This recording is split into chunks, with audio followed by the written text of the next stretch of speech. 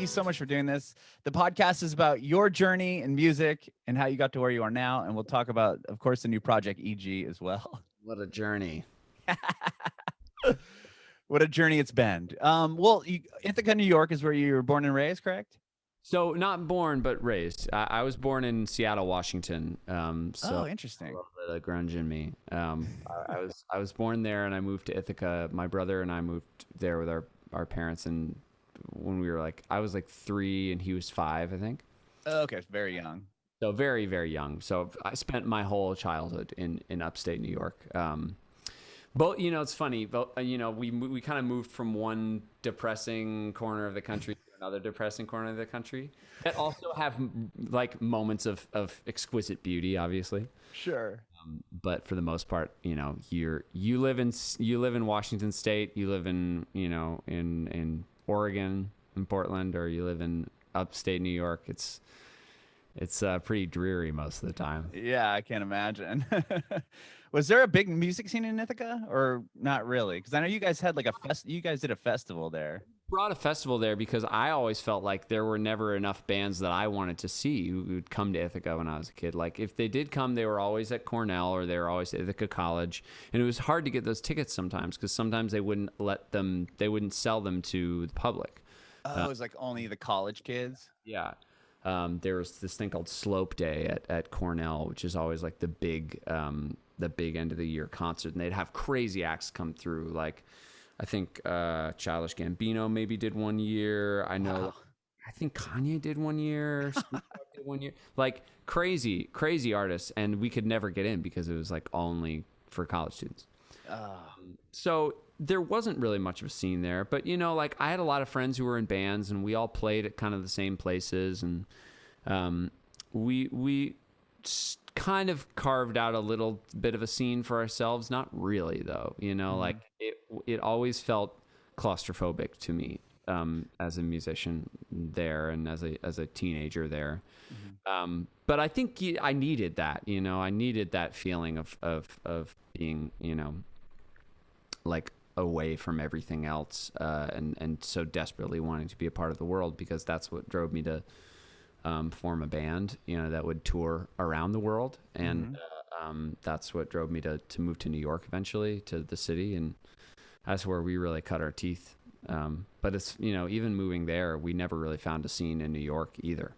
Interesting. No, we never locked into anything, we kind of got to New York. We moved there in 2006. Me and Noah, who was one of the original members of the band, and that's where we met Adam at our dorm. In our dorm. Oh, really? Yeah, we lived on the same, or one floor apart. And then my brother moved to the city, and he and I moved in together in 2007. And around that time, it was the Brooklyn kind of renaissance was happening then, with bands like Grizzly Bear and Yeasayer and TV on the Radio really coming into their prime, and Bon Iver had started around then. He wasn't Brooklyn, but that whole scene, that sound and scene, we were in awe of, but we just weren't technically that good. These are all incredible fucking musicians, Sure. And for us, I could do some 4-chord progressions, and I could sing my ass off. That was the thing. I could sing my ass off, but none of these bands really required that. Sure. The sound didn't require that at the time, so we kind of found ourselves floating around for a while, and until 2013 when we signed. Well, I want to go back a bit here real quick. I want to find out what was the first instrument you learned? I mean, obviously you can sing really well. Were you in vocal lessons early on? Actually, the chorus? I always sang in the chorus. I was always doing musical theater stuff. My mom was a singer. She's awesome. A jazz cabaret singer, and was she was a professional musician for her whole life, and then she met my dad and started a family, and she still sings and does concerts every once in a while, but it's kind of tapered off over the years. But sure. But yeah, I was always singing, and then my first instrument was actually the saxophone. I got my horn right here. This is not the first horn that I ever owned. Oh, rad. So I still play it in the band every once in a while. I pull it out. Um, but yeah, alto was my first instrument. And then when I was like 14 and I wanted to impress girls and start a band, I learned how to play guitar. Um, and I'd also had taken some piano lessons growing up because my brother obviously had been playing. Yeah, he's fantastic. He's amazing, man. That instrument really just like speaks to him, speaks through him too. Yeah, he's incredible. Yeah. And then I just kind of started learning how to wanting to learn how to record myself, and I had our house is kind of the house where band practice always happened. Our basement, we had this big old basement that was like kind of our realm, and you had a drum kit there, and so I learned a little bit how to play drums, which I've since like completely lost. Um, but I was pretty good like a 17-year-old. Hmm. Um, Were you like a drummer in a band or at all? Like when you, or is it just when you jam?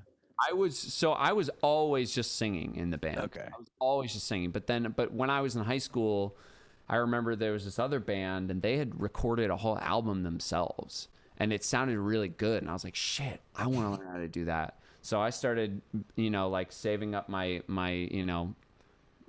pittance of an income, um, to try and get like a bunch of like old like Behringer mixers and like the cheapest DBX compressor that I could find and like That's just what I'm using. I love DBX compressors. I actually, to the right of me, I have a vintage one, a DBX 162 Oh, emitter that's really rad that I love to use on stuff. I have the 286S. Yeah, I mean, like, hey, they're workhorses. Sure. I just amassed all this like crappy gear and started to kind of figure out how to record myself and record the band Hmm. and we ended up doing a whole record like that, my high school band called the Fuzz Brothers. We Oh, recorded. nice. Was Um, your brother in the band or just? he was Oh, cool. he was kind of in and out of the band. We started playing music together in high school.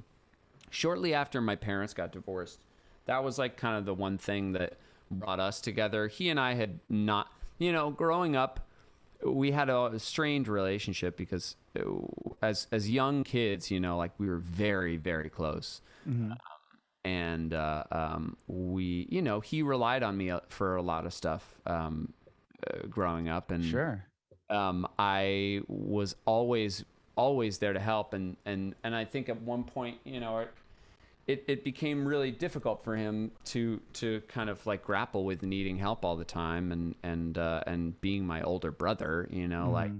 he wanted to, he really wanted to be and assert his independence, and it was hard to do that. He couldn't really do that all the time. Sure.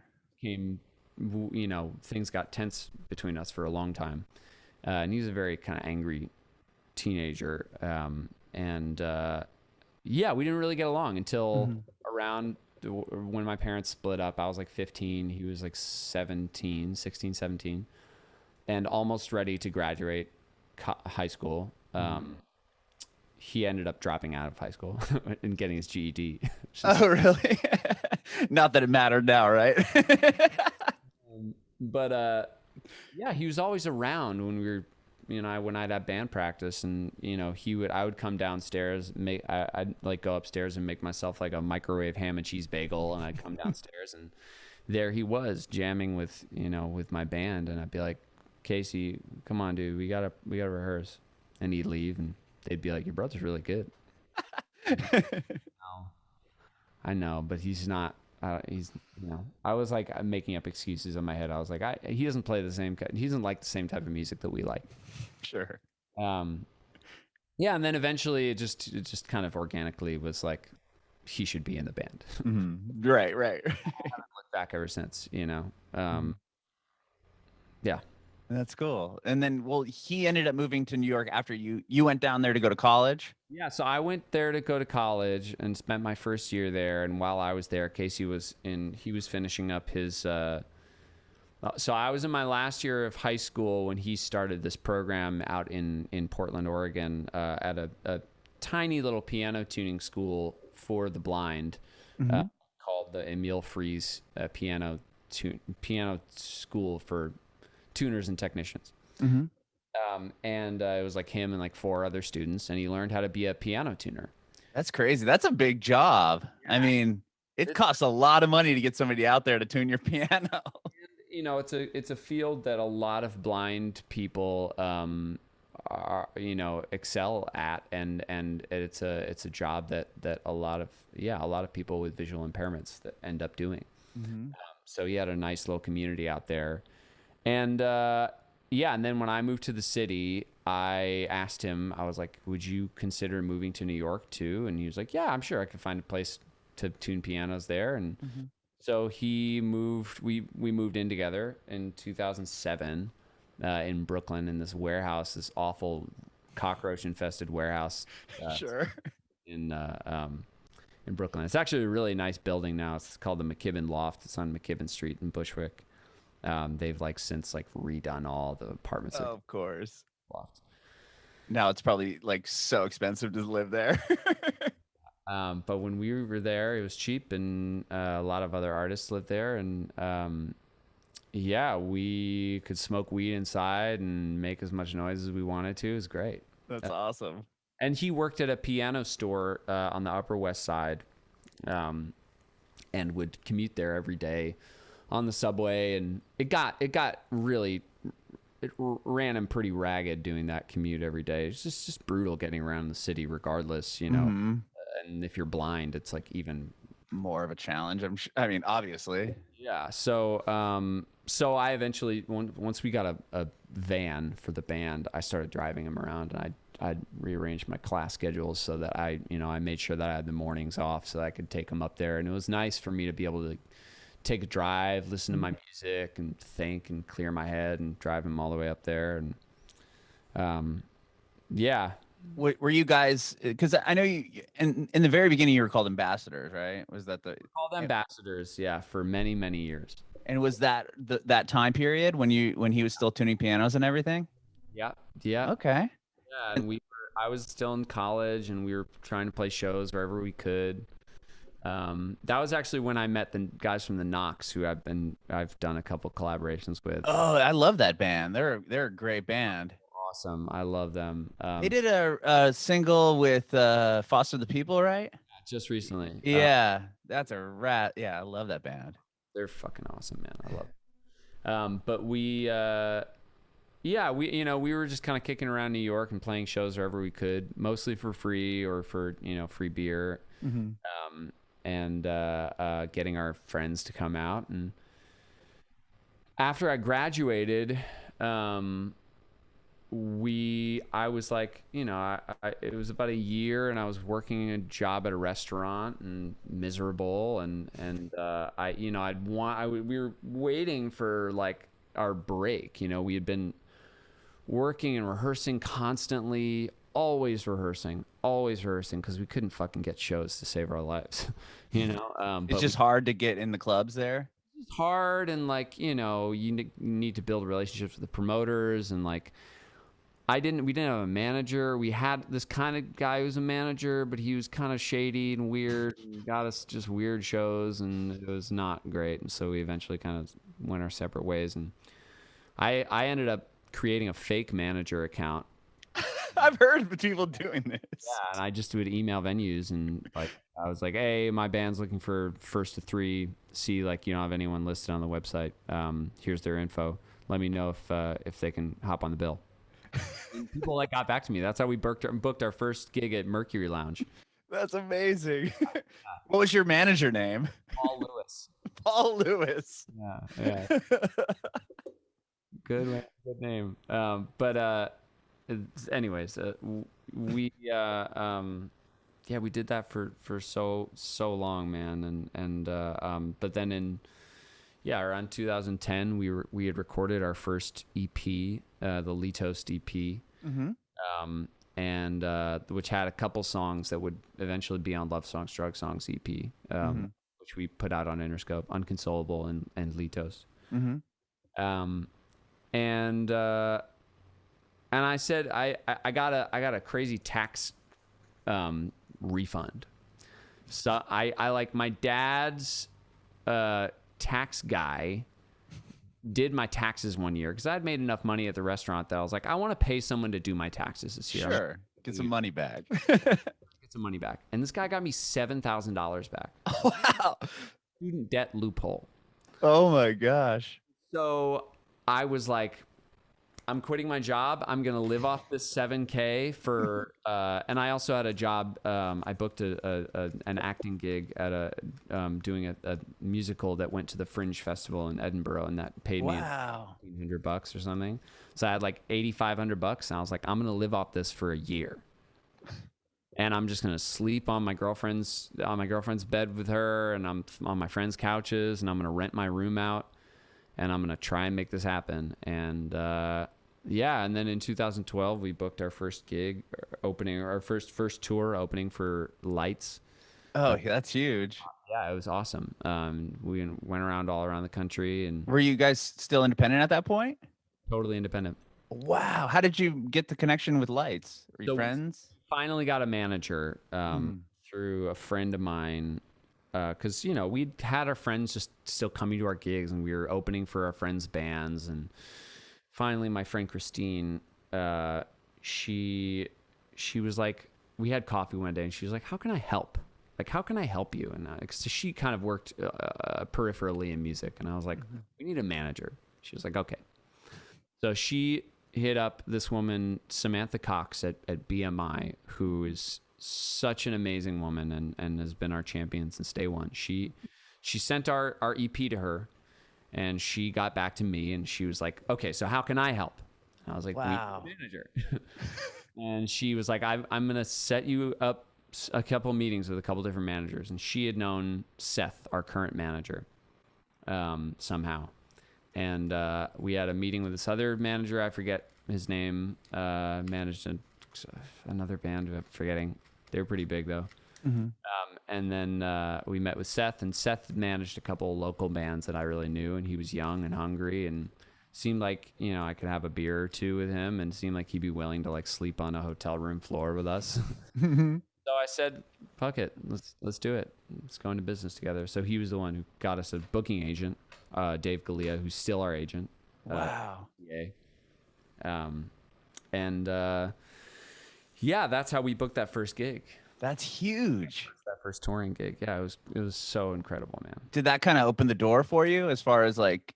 I mean, yeah, it started things off. So we had some touring under our belt, and started to like build a little bit of a following, like very small following, but it allowed us to like be in New York, and we could sell out Mercury Lounge. That's huge. Which was sick. That's like 200 people. Yeah. We were stoked. And then from there we booked a couple more tours, and we'd get some more fans, and started to build a little bit of a small following. At the same time, we also had that acoustic song Litos go on get played on the radio in Norfolk, Virginia, and that brought us some attention down there, and a couple labels like started taking meetings with us, and that eventually led to signing Interscope. That's huge. That's really cool. I mean, that must have been such a big moment for you. I mean, you pretty much put it all out there. Like, I got $8,500. Yeah. Let's do this. And then you ended up getting signed to a major label. Yeah. I mean, it wasn't kind of like that. Sure. But I mean, how validating for you after all that time and hard work and everything. Sure. For sure. I mean, it definitely was, in retrospect. At the time, it didn't feel like it, because we were struggling the whole time, and never quite feeling like we were getting the recognition that we deserve. Right. Yeah. We did. But we were working really hard, and had our eyes on a very big prize. So it was, but in retrospect, yes, it was like, And there were a couple moments too that felt really, really validating and gratifying. Like the first time people sang the words to our songs. I mean, that was Oh, so I can't imagine. That must have been huge. Do you remember that show when you first saw that happening? water park. Water park. Water park in Norfolk, Virginia. We had no idea they had been playing the song on the radio, and we go down there, and we had heard that they had been playing it on the radio, but we had no idea the extent to which they had been playing it. And we go down there, and there were like at this water park acoustic show, there were like 150 people there. Every single one of them knew not only the words to the song that was on the radio, but a couple of the other songs on the EP.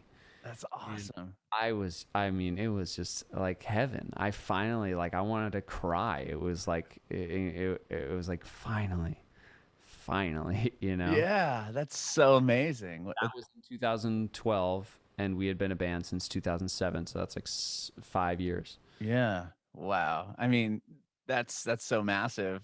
I can't even imagine that feeling walking out and having a crowd of people like singing all the lyrics to your songs that you worked so hard on. I miss it so much, man. I know. Yeah, I was gonna say, been sitting inside for a year plus, but Yeah, I miss it. I miss it. Doing these Instagram live concerts every day in the morning just for our fans. I just hop on with an acoustic guitar and take requests, whatever they want to hear. I try to play it. that's so cool, though.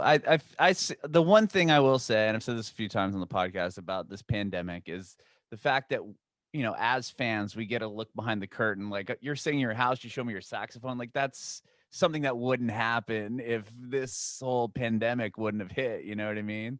Yeah, there's no curtain anymore. It's crazy. Well, so the next, going back to the kind of the timeline here, you guys put out your first major label EP, which was Love Songs and Drug Songs, or Love Songs, Drug Songs. And what was that like? You know, you're now signed to a major label. Like, was it kind of like, we have to like prove ourselves again? Like, how did that feel? Hard, man. I'll be honest with you, it was really hard. You know, we signed a really crappy record deal, like most other bands at the time. It's a Sure. record deal, you know, which we're still in the midst of, you know, trying to renegotiate out of. And there was a lot of pressure.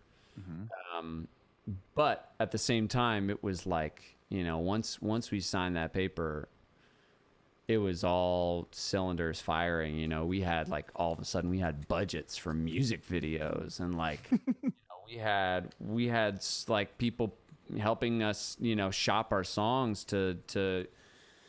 for commercial campaigns and movie trailers but you know, at the same time, like with everything at labels, like, you know, it's still all work that you're doing. Right. It's all got to come from you, and you got to have one champion there. And we had a champion early on, you know, and the guy who signed us, Alex the Kid, who produced our first couple EPs and our, He's done so much too. He's written some huge songs. he had done a lot, and you know, he had a lot of, he was able to really throw his weight around at the label, so that helped a lot early on. But you know, like none of even that wouldn't have been enough, because we had to really dedicate ourselves to the work. I was writing songs all day, every day. I did not stop. I was writing. I learned how to, I relearned how to record myself. I figured out a touring rig so that I could record myself on tour while we were. Oh, wow. We had to be also like still out there playing shows as much as possible, building up a following. You know, and I was writing. I mean, most of VHS was recorded on tour. Really? And in backstages and in my van. I was cutting vocals like in the van while we were driving. You know, just constantly hustling. We wanted it so bad. Sure. By sheer fucking luck, man. You know, we got a couple songs together that Jungle was the first one that kind of like did something and was like, you know, it was in a big commercial campaign. Jay-Z did a remix of it. We thought, we were like, okay, that's huge. And it didn't really go at radio, which sucked for us. And so we were kind of felt like we were back to square one. And you know, and then all of a sudden, like, you know, Alex calls me one day and he's like, I want to write a song called Renegade or Renegades. And I was like, cool, great. I'll take anything right now. And I Sure, let's do it. this whole fucking song called Renegades. And, you know, little did I know he was working with Jeep at the time to find a song for their Jeep Renegade campaign. Sure. So then the song was in the commercial, and It was, that kind of helped give us a leg up.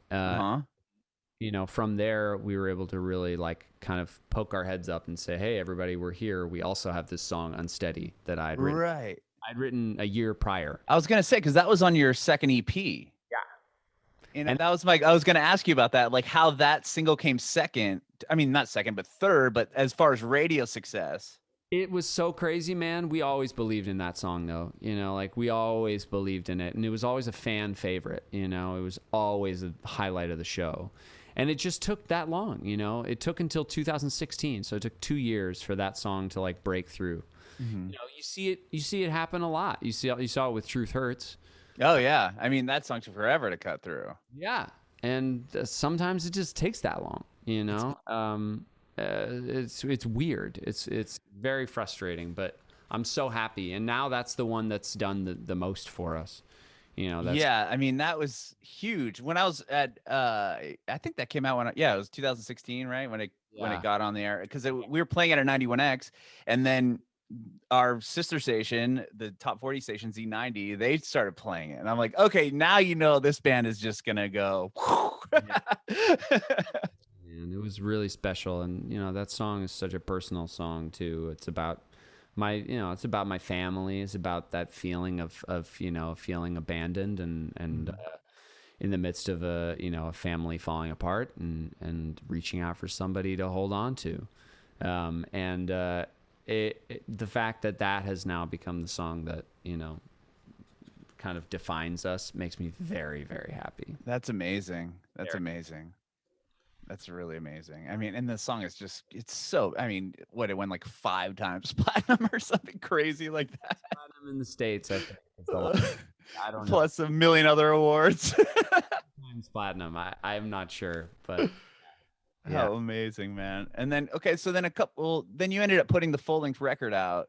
That was prior though, right? It came out right after, and then it took a bit to get Unsteady on the air. Yeah, Renegades happened in 2015, and then we put the record in like May or March of 2015, and then the song started doing well, and we were like, okay, it's go time. Let's get the record together. We had a record kind of laid out, but then we wrote a few new songs, and and it came out in June. And then we went on tour immediately, and I think we were on tour when it came out, actually, opening for Imagine Dragons. That's huge. And, and Dan Reynolds has been a huge pioneer for your band as well, right? We're the ones who originally brought us to Alex, because they had been working with him, and that's awesome. Yeah, so we owe them our careers, you know. They're great human beings. It's very rare to find good people like that, you know, in the industry, and I was gonna say, especially people that are that successful looking to help smaller artists. That's so cool. Yeah, man. Yeah, you know, so that's kind of what we're trying to do now with this Egg project. I was just gonna talk to you about that. That's kind of what you're doing now, right? You're kind of taking what happened with, you know, Dan did and helped you, and now repaying it back, or paying it forward, so to speak, to these new smaller artists. It wasn't intentional, right? But it is kind of like that, you know. Like, I just wanted to release a project that was all of these hang on one second, I'm sorry, I'm actually getting a text. I have to he's running 5 minutes behind too. Do you have to jump off of this? No. Oh, okay. I'm good. Okay, I didn't want to cut into your time if you got to roll. No, please. This is what I'm here to talk about, because this project is so cool and so meaningful. I love the song that you have out now. Thanks, man. Yeah. So, originally, like, we wanted to have an outlet for a lot of these songs that we've been working on as a production and songwriting team. Mm-hmm. You know, we worked on Lizzo's record. We did "'Cause I Love You" and a song called "Heaven Help Me." I didn't know that you worked on that until recently, to be honest. Like, I mean, that record's so massive, and then I'm looking, I'm like, whoa, they did, you know, they wrote a bunch of songs in this album. was so fun to work with her. And we've besides that, we've written and done a bunch of sessions with a bunch of other artists. A lot of the songs haven't come out, but we wanted to have an outlet for our work as a production team, and to give voice to other voices. Mm-hmm. And we had just happened to be writing with some really cool young artists at the time, and Terrell and Jensen McRae and Earl St. Clair. And these songs, just like the Terrell. So with every artist, you have your record that you're working on that's got a very distinct sound, and you want it to be cohesive, and you want it to have a flow. Mm-hmm. And sometimes you write songs that are awesome, that you love. I've had this experience a lot. Mm-hmm. This kind of happened with our record Joyful, where we had this small batch of songs. Same with the Belong EP. Mm-hmm. Small batch of songs that really we loved, but didn't fit like the album that we were working on. So we released them as singles or released them as an EP. Mm-hmm. So that's what happens with a lot of songs you write with other artists. You write a great song, but like the pressure of like, do we put it on an album? Is it a single? Becomes like maddening. Mm-hmm. And so we were like, fuck it, let's create a safe space where we can just put shit out that we like, and don't have to think twice about it, and allow people to do the same via us. Like Terrell loved the songs that we wrote together, but he's working on his album, and he had a mixtape, and they just weren't fitting. Mm-hmm. But like we loved the songs collectively, and so we were like, why don't we put it out featuring? Sure. Yeah, that's so rad. And the same thing with Jensen, and the same thing with Earl. Earl actually we'd already had the project in mind when I came to him, and Jensen too. Okay. Started with the song we did with Terrell, where I was like, this could be really awesome if we make a whole project out of this. And then on top of that, I wanted to have each release feel like a close examination into the artist who's featured on it, and who they are, and how their brains work, and how their artistry works. So we remotely filmed Zoom interviews like this with me talking to each of the artists, and oh wow, and we recorded like footage. We got footage of each of us performing the song remote. Mm-hmm.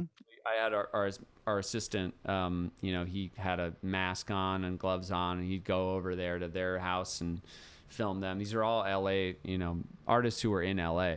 So it's easier to get to each other's homes and everything to do this project. Terrell's back and forth between LA and Georgia, I think, but okay. He's in LA to shoot it, and Earl is here and Jensen's here. So yeah, and then put it all together and made these little episodes.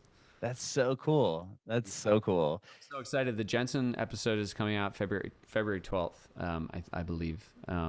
So that's coming out really, really soon. I'm so excited about that. She's absolutely incredible. I can't wait to hear it. Incredible, man. This song is like devastatingly good. Well, I want to go back for a second here. Where were you guys at when this whole, pandemic hit? Were you touring at that point, or? We're in Lithuania. Okay, so you're in Lithuania, and you hear that they're closing the borders in the States and everything. Is it like freak out time? Like, were you seeing your shows get smaller because people didn't want to? It could be sold out, and like half the audience is there because of this pandemic. It was crazy. So we started the tour at the beginning of February. A week prior to leaving, we got word that the China shows were canceled because of the outbreak in Wuhan. So we were like, oh, shit, okay, that sucks. So you guys are actually going to go there and perform? Go to China and perform, yeah. Wow. So we set out. About halfway through, we're hearing about the coronavirus spreading in different places, and we heard that it was kind of getting bad in Milan. Mm-hmm. And then eventually our Milan gig got canceled. So that's when we were like, ooh, this might be a problem. Mm-hmm. And we were just kind of keeping tabs on it as we were going. It was kind of chasing us a little bit. Like we'd leave Germany, and then like a week later we'd be reading like the virus. Germany's shut down. And so we're in Slovakia. We're in this venue in Slovakia, and the owner of the venue is like, we're loading our gear, and he's like, man, you guys are really lucky. This is the last show that they're putting on. They're shutting everything down after tonight. And we're like, what? Really? And you're like, yeah. Oh, shit. And the next day we show up to the venue in Poland, which is heartbreaking because we have such a awesome following in Poland specifically, which is weird. But we were really excited for this show. This is going to be one of the biggest shows on the tour. And we roll up to the venue, and our tour manager looks on the news, and the Polish prime minister has shut down all events over 200 people. And this is going to be like 1,000+ kids. Of course, sure. And so we sat around the venue all day. The promoters were like, nah, the show's going to happen. The show's going to happen. Just sit tight, sit tight. And then it's like 5:00, and we get word that it's just not happening. So, we play acoustically for a couple fans that have been waiting in line outside. Oh, that's nice of you guys. It was very sweet. And then the next day, we have a day off in Lithuania, in Vilnius, which is beautiful city. And it's so surreal. Like, no one's there. It's like kind of like a ghost town. Uh-huh. Our crew is freaked out, like everyone's like, shit, like, are we just out here to try and like, break even on this tour right now? Like, I'm afraid for my health. Mm-hmm. So, we had to sit down with everyone, and we're like, look, guys, if the show is canceled tomorrow, we're sending everybody home. So we went to bed that night, and I woke up at 6 a.m. My phone had been buzzing all night, and I had a million texts, and the last text I have from my manager is, he's like, forget everything I said. Long story short, Trump is shutting down the border. We've got you guys on a 2 p.m. flight out of Lithuania today. Pack your shit. Yeah. Oh man. I was freaked out, man, because we thought we were going to come to LA. The airport security in Europe was pretty crazy, like, everyone's wearing masks, and it was pretty gnarly. And I was afraid that we were going to come to LA and be like put in a quarantine for 2 weeks. Right. Like stuck somewhere. They put you on a boat in the middle of the ocean for a week. And we get to LA, and it's just like, took one look at our passport. Okay, you're good. Oh, that was easy. It was like a relief and a wave of terror at this. Sure. You're like, are they just letting everybody through? Fucked. What's happening right now? Oh my gosh. And then we haven't played a show since. Yeah. Well, I mean, at least your fans are stoked. I'm sure that you're going on and playing songs acoustic, and like I said, the whole behind the curtain thing is such a different aspect to this whole industry, and I love that you're doing this project with these smaller artists. Like, it's just so cool, the amount of stuff that you're able to accomplish during this. Finding ways to be creative, and we have an album that's been done we finished it last April. Excuse me. Mm-hmm. And have been trying to figure out all the other stuff that comes along with it, and on top of that, navigate these new waters of like, do we release it when we can't necessarily tour it? Yeah. Or do we still just kind of hang tight? So you're kind of in this limbo of like a little bit of a limbo space, but I got my health, I got my wife, I got my dog. I'm in my house. I got a roof over my head. I got food in my belly. Sure. It's the little things right now, man. Yeah, man. Well, those are pretty big things. They're big things right now. Of course, and I'm glad that you made it back. Everyone's healthy and safe. That's amazing, and I can't wait to hear the rest of this record. Oh, I can't wait for you to hear it, man. I feel like I've said this about our last 2 records, but it's really the most proud of anything I've ever been of anything I've done. That's so cool. It's dark. It's funny, weird.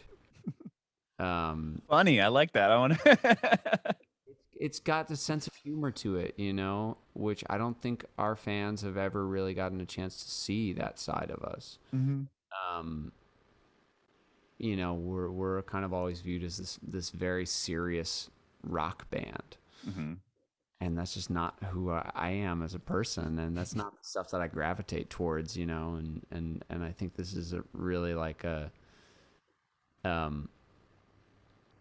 it's an interesting look into like the weird twisted inner workings of my mind. Well, I can't wait to hear it, man. I'm super excited. I would say that's funny that you said we're just we're this rock band, because if you type in X Ambassadors just in a Google search, like, and it shows your picture, it says rock trio instead of like most artists, it will just say musical artist. Here it says rock trio.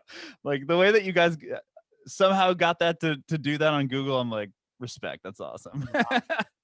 Yeah. Oh, I miss my band, man. Yeah. Well, It's been so long. My brother is in the upstate New York right now with his family, hanging out, waiting out the storm, and Adam is in the valley, and I never go to the valley, so. Well, soon enough, hopefully. I mean, they're saying, I keep hearing October this year, so fingers crossed that all happens, man. Fingers crossed. Yeah. Well, thank you so much, Sam, for talking with me. I really appreciate you. You're so awesome. So welcome. And I have one more question before I let you go, if that's cool. I want to know if you have any advice for aspiring artists. I have so much advice. I'm overflowing. But I think the biggest piece of advice is something that I didn't, do enough of, I think, early on in my career. And that is really to remember that to listen to yourself and to make sure that what you're putting out in the world is unapologetically what you want to see and what you want to hear and what you like. And no, even if you are asking advice from someone whose music or work you've grown up admiring and loving and emulating, and you ask them what they think of something and they give you their advice on it, it is their opinion, and their brain does not work like yours. No one's brain works like yours. So to muddy that up with someone else's perspective on something doesn't always help. It's good to listen, and it's good to know, like to try new things and to collaborate. I think that is a big part of like what I do.